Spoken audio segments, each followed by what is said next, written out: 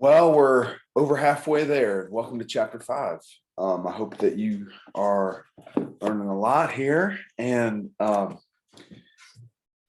feel like we made it through some philosophical sections on social welfare policy, and this one takes us a turn back to a little more application.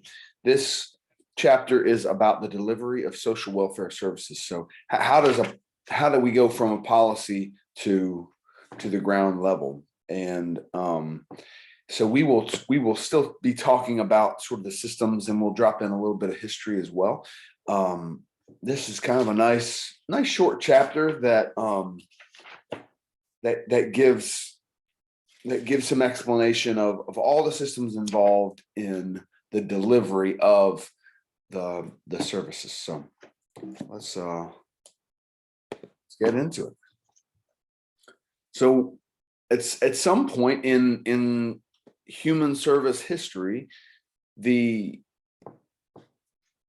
went from an unorganized sort of informal system to a more professional way of doing things. So and they really say 1898 is when social work human services was born. They had their first professional gathering where they had a training, and at that time there were these two sort of sectors of the social welfare service world. They were mostly private. Government wasn't really involved here, but the COS, the Charity Organization Societies, and the Settlement House movement were the two bodies that had different philosophies, different approaches, but were made up the professional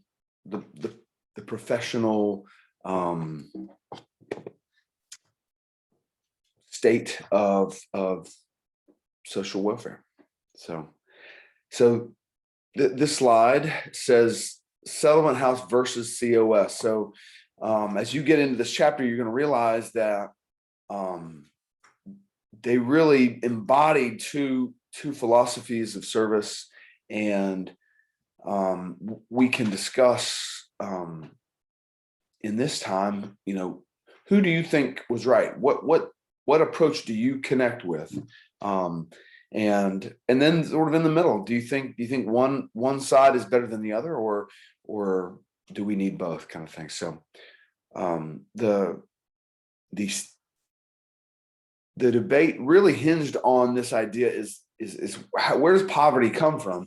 Is it the fault of the person, or is it the fault of the environment? And that's an important thing, because we as human services workers need to know, what needs fixing. So we have two columns here, and each column sort of represents bullet points that really make up the foundational beliefs of each side. So the charity organizations, their focus was more on the individual. So I think in answer to that question, they would say the individual is who's at fault. Poverty comes when an individual lacks something, and they poverty overtakes them. So if we can help train them or give them the tools to make up for that lack, they will then take themselves out of poverty. So they focus on individuals and families, coordination of services to the individual, and they really kind of turned it into a scientific method to determine the need. So they would train these early social workers to meet one-on-one, go into the house and try to help fix what was going wrong.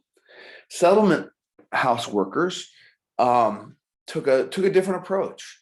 They, as we talked about, I think in chapter 2, they had this really neat perspective that to really understand poverty and the experience of someone in it, if you really want to help, you should settle in.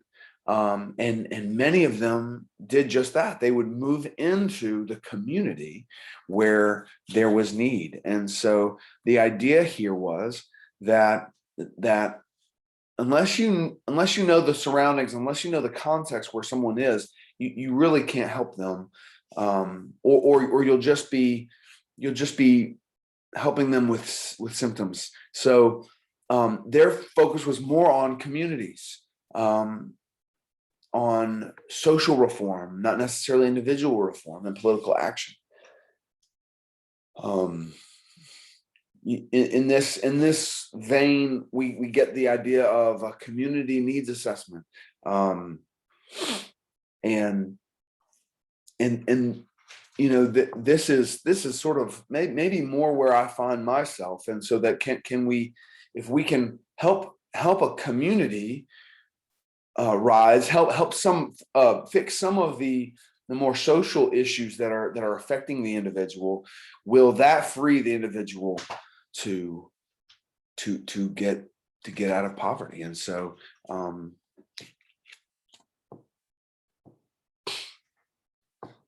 so that's sort of some foundational arguments that have really continued 110 years later. We're still talking about these debates. We're still having these debates, and I think it's a really, really good thing to have.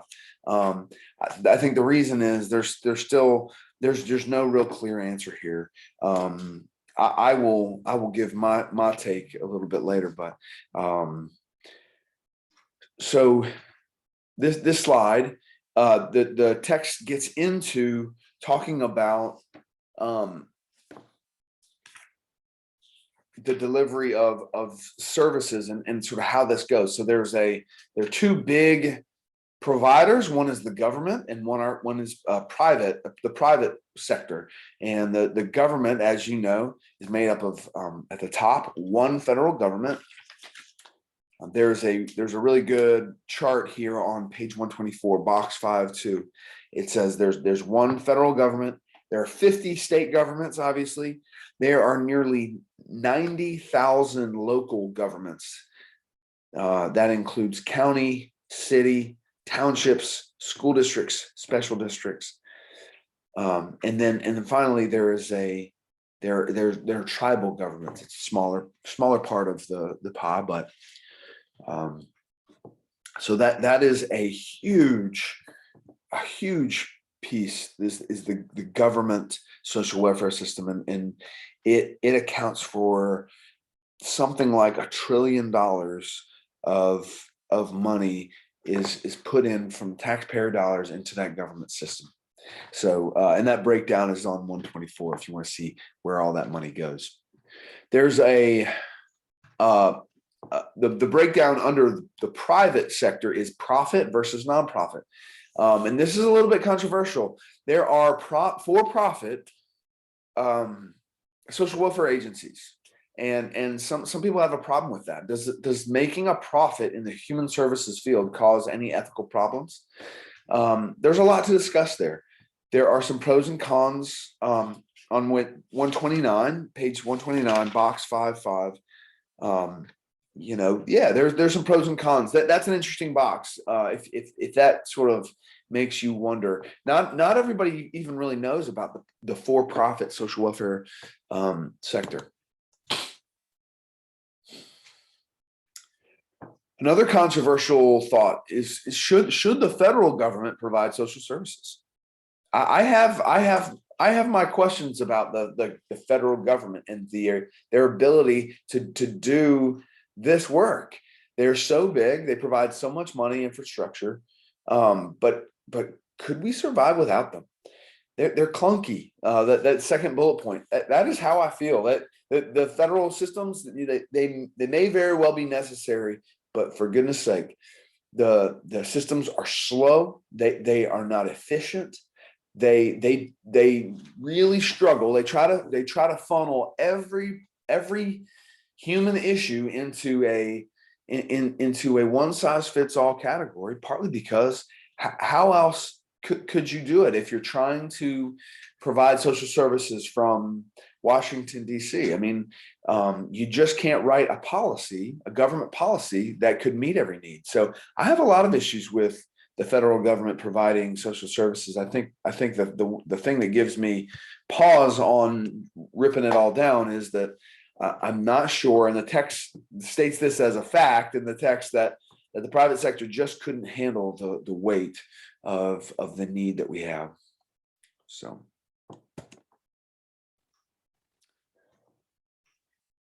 In that government system, there are a couple different forms of welfare assistance. There's a term called public assistance, and I think we talked about this in previous chapters. This is a government funded service to people who fall below a certain income level. So based on your need, you might receive public assistance. There's also a concept called social insurance. These are benefits that the group of us pay into, that no matter who you are, you get a benefit from. So it's not based on your need. There are cash assistance programs. This is the most common form. And then there are in-kind benefits. These are commodities and services, not necessarily a check. There's also a concept called vouchers. This is kind of a mix between an in-kind and cash assistance. This example of this is like a voucher that would go towards your child education, like a school choice voucher. What is entitlement? This is often misunderstood. It's actually, entitlement is used sort of as a negative adjective these days. In some circles, but these are programs that are mandated by law to give aid to all who are eligible to receive, regardless of their need, total cost, or resources available in any fiscal time. An example of this is Social Security. You are entitled to that benefit, at least at this point. So here's a concept called social investment. There's a lot of money that trickles down into communities that fits this category. This is the spending of public money to people in communities that are in need to help them grow and develop. I'm trying to spend a social investment grant right now, and I am so frustrated with the systems because I feel like I can't seem to unlock that money for all the red tape. But student loans are an example. Economic development that is designed to enhance communities is another example. There's one that goes out every year. They give a couple $100,000 out in the organization that's called the Community Development Block Grant. So there is the chapter. Like I said, it was a little shorter than normal, but kind of gets us into the delivery systems. And I really like those concepts at the beginning between personal responsibility and societal responsibility for poverty. So looking forward to hearing how you respond to the discussion questions. Hope you're doing well. Don't hesitate to reach out if you need me. Thanks. Bye.